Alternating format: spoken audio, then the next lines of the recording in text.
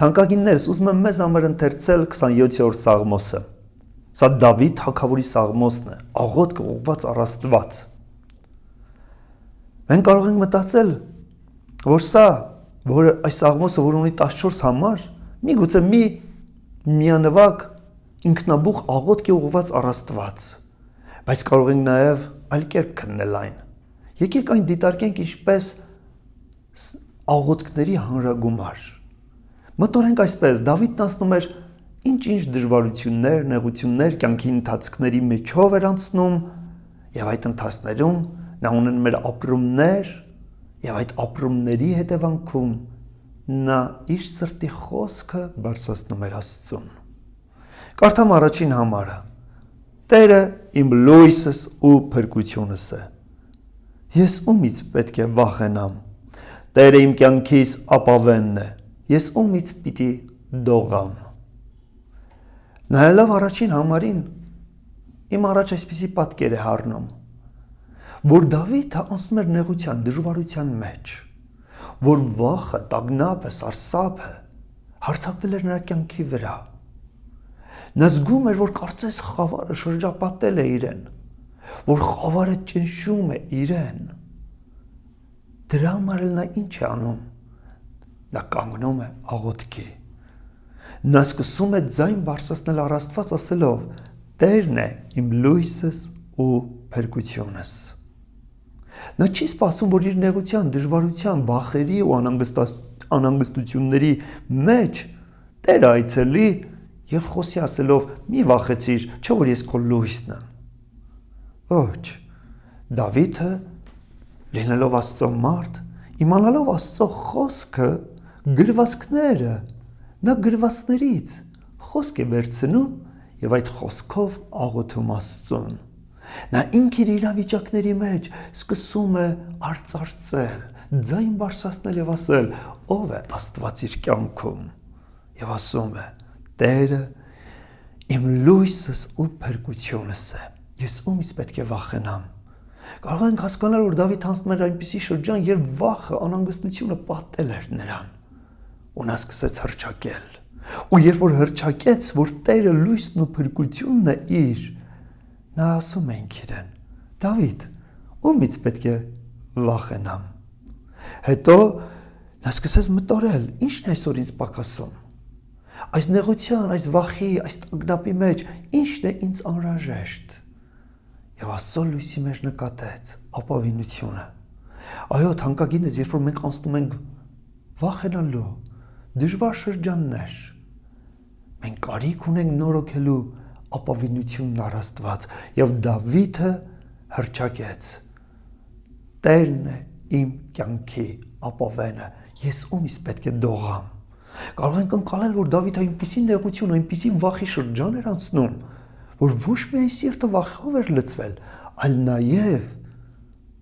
դող էր ապրում, տագնապ ու դող ու սարսափ էր ապրում։ Ու երբ որ հռչակեց, որ Աստված իր ապավենն է, նա ինքը իր անձին խոսեց. ումից պետք է դողամ։ Չէ՞ որ Աստված է իմ ապավենս, ես ումից պետք է դողամ։ Եվ շարունակում, չարերի իմ մարմինս ուտելու համար ինձ մոտեցած ժամանակ իմ նեղիչներս ու թշնամիներս սահեցին ու ընկան։ Այս խոսքը նայելով կարող ենք մտորել, այս ինչ շրջան է անցնում Դավիթը։ Նա խոսում է, որ չարերը, որոնք հավաքվել էին, որոնք շրջապատել էին իրեն, իր մարմինը ուտելու համար։ Միգուցե դա հիվանդությունն էր, որ հարձակվել էր վրան, միգուցե մարմնի վրա ինչ-որ վերք էր բացվել, միգուցե խոց կար մարմնի վրա, ես չգիտեմ ինչ էր տեղի ունենում, բայց նրա խոսքերի համաձայն կարող ենք այսպես մտածել, որ այնպիսի դժվար շրջան էր անցնում, որի համար ասում էր թշնամիները շրջապատել են մարմինս ուտելու, բայց ինչ եղավ, երբ որ նա հռչակեց, որ Տերը իմ լույսն ու փրկությունս է, որ Տերը իմ կյանքի ապավենն է, թշնամիները սահեցին ու ընկան։ Եթե վրաս զորքի բանակ դուրս գա, սիրտս պիտի չվախենա։ Եթե ինձ դեմ պատերազմի պատրաստություն լինի, դարձյալ ես վստահ պիտի լինեմ։ Դավիթը թագավոր էր, եւ որպես թագավոր ասում է, անգամ եթե զորքի բանակ դուրս գա, այլևս չեմ վախենա։ Ինչ լավ է, որ մենք չենք ասի մեր վրա զորքի բանակ դուրս գա։ Միգուցե մեկ խնդիր, երկու պրոբլեմ մեր դեմ դուրս գա։ Ինչ որ այց է, երբ որ Տերն է իմ ու քո կյանքի լույսն ու փրկությունը, մենք կարող ենք ասել. եթե անգամ զորքի բանակ էլ դուրս գա, սիրտս պիտի չվախենա։ Եթե պատերազմի պատրաստության ձայնը լսեմ, դարձյալ ես վստահ եմ լինելու, ինչու, որովհետև իմ վստահությունը իմ ապավեն Աստծո վրա է։ Մի բան եմ խնդրում Տիրոջից ու սա աղաչում, որ կյանքիս բոլոր օրերը Տիրոջ տան մեջ բնակվեմ, Տիրոջ վայելչությունը տեսնելու ու նրան տաճարի մեջ խնդրելու համար։ Այս աղոթները բարձրացնելուց հետո Դավթի սրտում ինչ-որ բան է տեղի ունենում։ Նա ասում է մեկ բան եմ խնդրում։ Շատ բան չեմ խնդրում, մեկ բան։ Երբ նա ասեց մեկ բան եմ խնդրում Տիրոջից, երբ որ խոսեց, որ Տերը իմ լույսս ու փրկությունս է, եւ Տիրոջ լույսը, Տիրոջ փրկությունը, Տիրոջ ներկայությունը եկավ նրա կյանքի վրա, Տերը լուսավորեց նրան, եւ Տիրոջ լույսի ներքո նա սկսեց հասկանալ, որն է թանկը, որն է կարևորը իր համար, որն է արժեքավորը Աստծո սրտի համար։ Աստծո սրտում արժեքավորը սա էր, որ Դավիթը խնդրեր ամենակարևորը, որը սա է։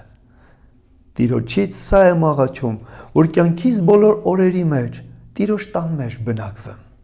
Այո, թանկագիններս, երբ Աստծո ներկայությունը լցվում է մեր կյանքի մեջ, մենք Աստծո ներկայության մեջ գիտակցում ենք ամենակարևորը, որն է Տիրոջ հետ ապրել, Տիրոջ տան մեջ բնակվել հավիտյան, Տիրոջ վայելչությունն ու փառքը տեսնելու, ճաշակելու համար։ Քանի որ չար օրվա մեջ իր բնակարանի մեջ ինձ պիտի պահի, իր վրանից ածկոցով ինձ պիտի ծածկի, ժայռի վրա պիտի վերցնի ինձ։ Քանի որ չար օրվա մեջ իր բնակարանի մեջ ինձ պիտի պահի։ Դավիթը հասկացավ, որ անգամ ինքը որ խնդրում է, հավիտյան բնակվի Աստծո տան մեջ, տեսնի ճաշակի Աստծո վայելչությունը, բայց հասկացավ, որ քանի դեռ երկրի վրա եմ ապրում, կարող եմ ունենալ դժվարություններ,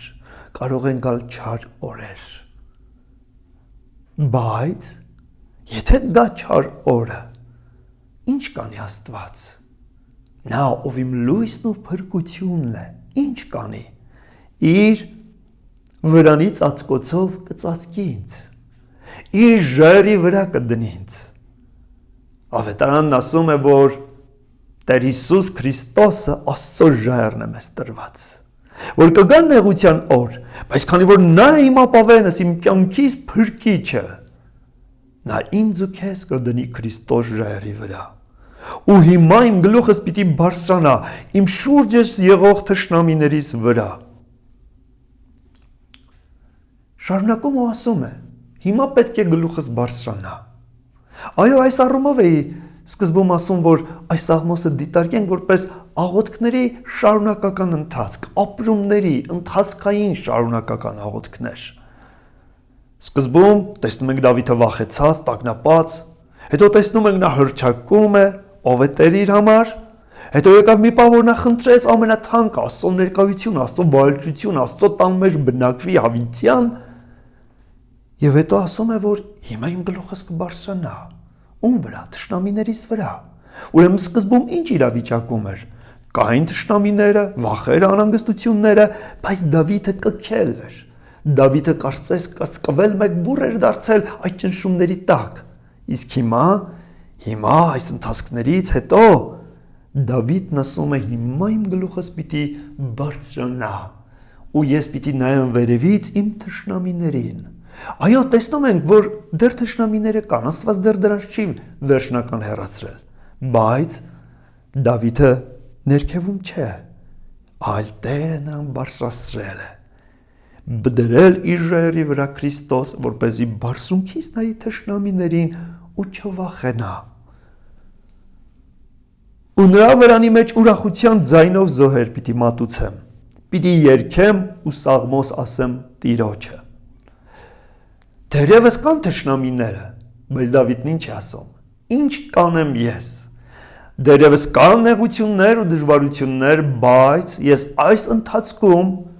ուրախության ձայնով զոհ կմատուցեմ։ Ինչ զոհ է փնտրում Տերը մեզանից։ Մեր շուրթերի պտուղը, մեր գովասանքները, մեր շնորհակալությունները, երախտագիտության խոսքի մատուցելն է Տերը սպասում։ Ու երբ որ մենք ուրախության ձայնով Աստծուն փառաբանում ու գովերգում ենք, սա է կարևորը, սա է սրտի կարևորվածությունը Տիրոջից։ Ով Տեր, ձայնս լսիր կանչելու ժամիս, ողորմիր ու պատասխան տուր ինձ։ Եվ հիմա տեսնում ենք, որ Դավիթն աղոթում եւ խնդրում է պատասխան Աստծուց։ Նա խնդրում է, որ Աստված խոսի իր կյանքի մեջ։ Նա կարիք ունի Տիրոջ ձայնը լսելու, խոսք առնելու։ 8-րդ համարում ասում է. Իմ երեսս փնտրեք, ասացիր, իմ սիրտն էլ ասում է քեզ. Քո երեսդ պիտի փնտրեմ, ով Տեր։ Դավիթ աղոթեց, խնդրեց, որ ողորմիր, պատասխան տուր։ Նա կարիք ուներ խոսքի, պատասխանի, եւ նա Աստծուց պատասխան է առնում։ Այո, շատ եզակի է լինում, որ Աստված խոսում է մարդու հետ, եւ մարդը կարողանում է զանազանել ու Տիրոջ բերանից կենթանի խոսք ընդունել։ Մենք նկատում ենք, որ Դավթի հետ սա տեղի ունեցավ։ Աստված անձամբ խոսեց նրա հետ։ Եվ ինչ ասաց. Իմ երեսս փնտրեք։ Շատ զարմանալի խոսք։ Եթե ես եւ դու լինենք նեղության ու դժվարության մեջ ու խնդրենք Տեր խոսիր մեր կյանքի հետ, մենք ինչ խոսք կսպասենք։ Մենք կսպասենք, որ Տերը կարող է ասել. լսեցի, թշնամիներիդ քեռացնեմ, քո խնդիրների լուծում կտամ, կարիքներին լրում կտամ։ Բայց ինչ պատասխան ստացավ Դավիթը։ Տերն ասաց. իմ երեսս փնտրեք։ Ու ես կարծում եմ, որ Դավթի համար դժվար էր հասկանալ Աստծուն։ Դժվար էր այդ խոսքը վերցնել, տանել իր ներսը, մարսել, յուրացնել։ Բայց Դավիթն ինչ է պատասխանում։ Քո երեսդ պիտի փնտրեմ, ով Տեր։ Քո երեսդ պիտի փնտրեմ, ով Տեր։ Իմ սիրտն է ասում քեզ։ Դավիթն ասում է ոչ թե շուրթերս են ասում քեզ, այլ ասում է սիրտս է ասում քեզ։ Ուրեմն Դավիթը լսեց Տիրոջ խոսքը, մտորեց, քննեց, որքան ժամանակ էր հարկավոր, ես չգիտեմ, բայց կարծում եմ, որ սա նրան դժվար էր։ Որովհետև նեղության մեջ մարդը ինչ է սպասում։ Սպասում է, որ Աստված երկարացնի իր ձեռքը, իր բազուկը եւ իր բազուկով հեռացնի նեղությունները եւ անի հրաշքներ։ Բայց Տերը ոչ թե ասեց իմ ձեռքս կմեկնեմ, այլ ասեց իմ երեսս փնտրեք։ Եվ Դավիթը մտորեց, տարավ իր սիրտ այս խոսքը ապրեց, յուրացրեց ու ասեց, որ համաձայն եմ։ Տեր, իմ սիրտն է ասում քեզ, ոչ թե շուրթերս, իմ անձը, իմ ներսի մարդը համաձայնն է քեզ հետ, քո երեսդ փնտրելով Տեր։ 9-րդ խոսք. Քո երեսդ ինձանից մի ծածկիր, բարկությունովը ծառայիդ մի կողմ մի ձգիր, ինձ օգնական եղար, ինձ մի մերժիր, ինձ մի թողնիր, ով իմ փրկությանս Աստված։ Նա սկսեց աղոթել. Քո երեսդ մի ծածկիր ինձանից։ Երբ որ նա մտորեց Աստծո երեսի մասին, հասկացավ մի բան. այո, կարելի է կորցնել Աստծո երեսը։ Այո, կարելի է չունենալ Աստծո երեսը։ Սա կարող ենք նմանացնել արեգակի հետ։